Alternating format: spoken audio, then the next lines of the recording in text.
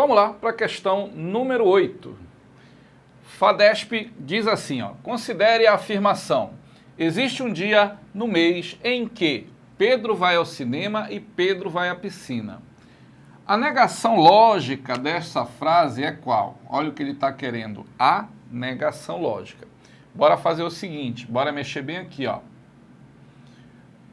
Eu preciso negar que Pedro vai ao cinema e Pedro vai à piscina. Galera, pelo que eu estou observando aqui nas alternativas, isso é uma dica importante, negar um operador lógico nunca é o mesmo operador lógico. Então veja, a letra A usou um E, eu vou riscar. A letra C usou um E, eu também vou riscar. E aí sobrou a letra B de bola ou a letra D de dado. Bom, o que é o correto aqui, pessoal? A primeira parte é assim, você vai negar cada uma das proposições e trocar o E por OU. Essa é a lei de Morgan. Então, o que você vai dizer? Pedro vai ao cinema, então você vai dizer que o Pedro não vai, né? Não vai ao cinema, correto?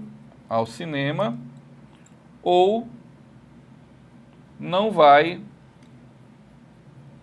à piscina. Essa é a primeira parte, tá? Que é o ou aqui, ó. Pedro não vai ao cinema ou não vai o quê? À piscina. Então, se Pedro vai ao cinema, nega, Pedro não vai ao cinema. Pedro vai à piscina, não vai à piscina. Troca o E pelo ou. Aplicação de lei de Morgan, tá? Só que veja bem, você está permitindo que existe um dia no mês que ele vai ao cinema e vai o quê? À piscina. Então, você poderia dizer assim, qualquer que seja o dia do mês, o Pedro não vai ao cinema ou não vai o quê? À piscina. Por quê? Porque nesse caso, enquanto você diz existe, ainda tem a possibilidade. Mas quando você diz que qualquer dia, ou seja, todos os dias do mês, ele não vai, né, executar nenhum dos dois atributos, então nega a proposta de existir um dia em que ele faça pelo menos um dos atributos. No caso, fazer os dois aqui atributos. Então, o correto aqui é completar com qualquer que seja, tá? O dia do mês. Aqui eu vou puxar, tá? Qualquer que seja o dia do mês. Então, qualquer que seja o dia do mês, Pedro não vai ao cinema ou não vai o quê? À piscina, tá? Pedro não vai ao cinema ou Pedro não vai à piscina. Porque se existe um dia do mês em que Pedro vai ao cinema e vai à piscina, então pode ter lá, vamos dizer, 30 dias. Se um dia ele fizer isso, ele consegue executar a proposta. Eu quero negar. Ora, então basta dizer que em nenhum dia ele vai conseguir executar isso. Ou seja, todos os dias do mês, qualquer que seja o dia do mês, o Pedro não vai ao cinema ou o Pedro não vai o quê? À piscina. Portanto, essa declaração corresponde à sua negação. E essa frase, ela aparece aqui, gente, olha, na letra D de dado. Bora ler. Qualquer que seja o dia do mês, Pedro não vai ao cinema, correto? Ou não vai o quê? À piscina. Portanto, aí, questão 8 na letra D de dado. Tranquilo? Tá aí, questão 8, probleminha aí, que envolve negação, equivalência lógica, tá? Então, tá nesse bloco aí de negação e equivalência lógica. Tranquilo, gente? Bora fazer mais questões. Bom, bora ver o que vem por aí. Próximo probleminha entra aqui na questão da análise combinatória, né? Também cobrado aí, né, para vocês que vão fazer a provinha do Detran. Tranquilo? Vamos lá.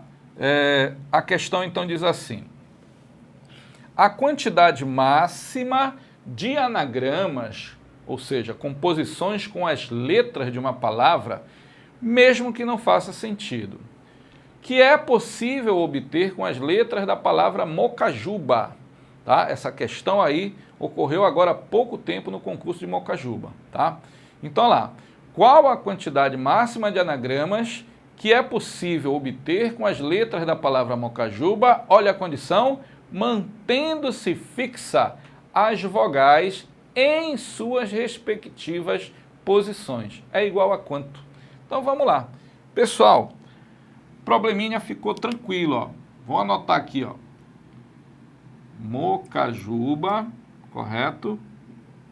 Coincidentemente, tem consoante, vogal, consoante, vogal, consoante, vogal, consoante, vogal. Ficou legal. O que acontece, então?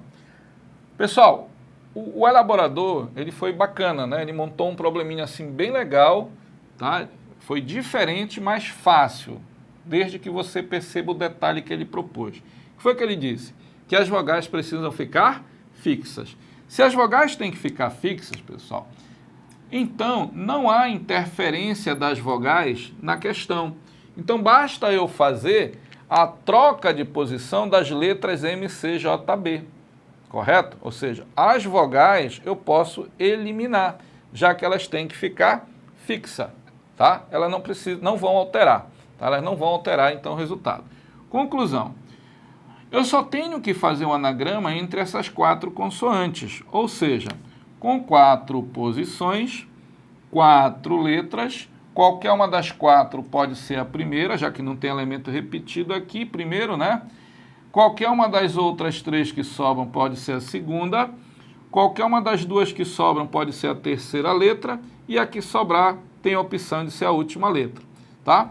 Como a ordem das letras me faz uma leitura diferente, um anagrama diferente, então a ordem importa, a ordem muda o resultado, eu tenho um arranjo.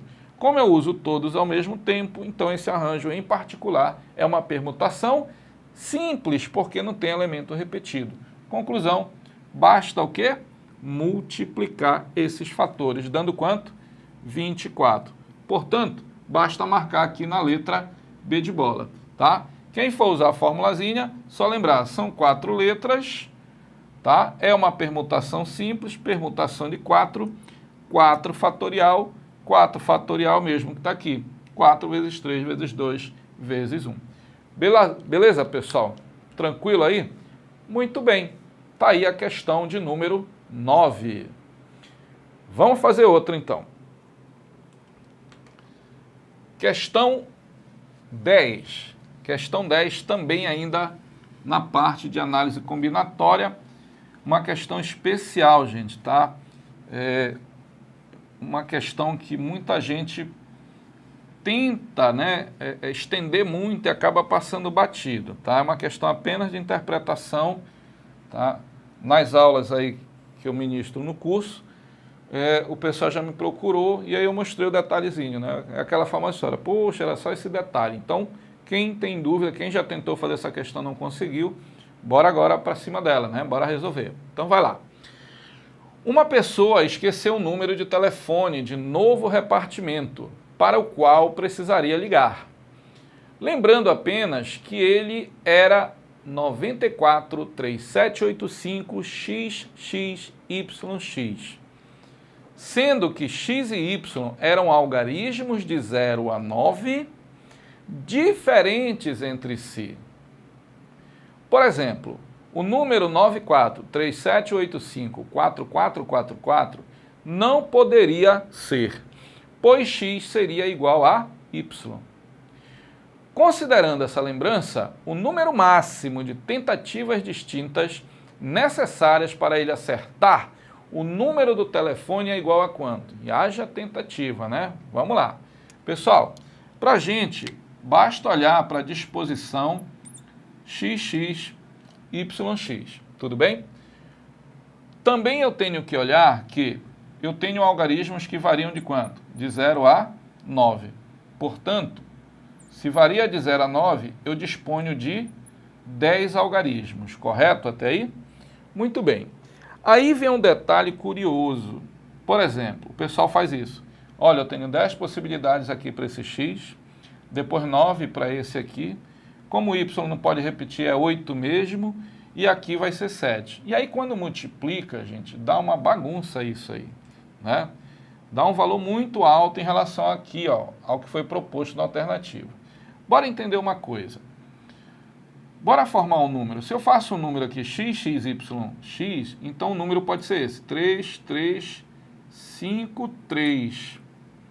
Correto? Então, onde é que a gente mata o problema? Na hora que você define um valor para o x, ele se estende para os outros representados como x. Você só não define ele para o valor de quem? De y, certo ou não? Então, o que que acontece? Eu não tenho que definir valores para cada um dos algarismos do número, e sim apenas para x e para y. Então, partindo disso, vejam, quantas opções eu tenho dos algarismos para o x? Eu tenho 10 opções. Como não pode repetir, o problema diz que eles são algarismos o quê? De 0 a 9, mas são o quê? Diferentes entre si. Então, se um valor foi usado para o x, sobram apenas 9 para quem?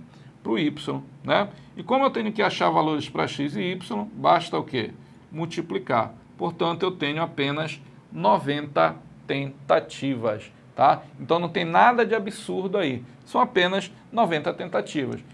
Simples princípio multiplicativo. Então, para quem está assim, ansioso por fórmula, não é algo que seja necessário. Tranquilo? Está aí, então, a questão de número 10. Beleza, pessoal?